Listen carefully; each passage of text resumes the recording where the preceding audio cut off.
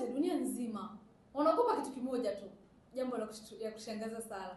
Wanaume hawa wala hawaogopi umaskini baadhi yao, wala hawaogopi watu. Tena hiko kitu wameshaziba masikio.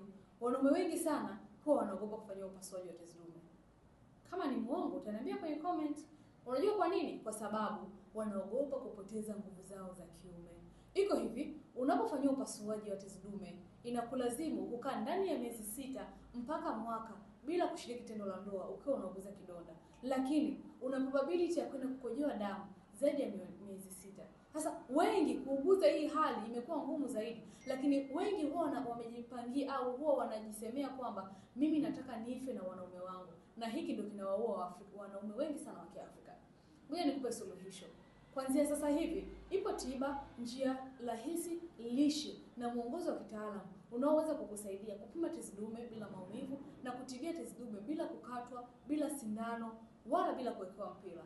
Cha kufanya tu unataka uchukue hatua sasa hivi, kwa sababu kadri siku zinazozidi kwenda ndio zaidi unaenda kuongeza ukubwa wa changamoto yako. Mimi naitwa Madam Laila Tininguli na mtaalamu wa changamoto zote za uzazi, hususan kwenye masuala yote ya tezi dume. Ukichukua namba yangu bio, karibu kwa ajili ya tiba na ushauri.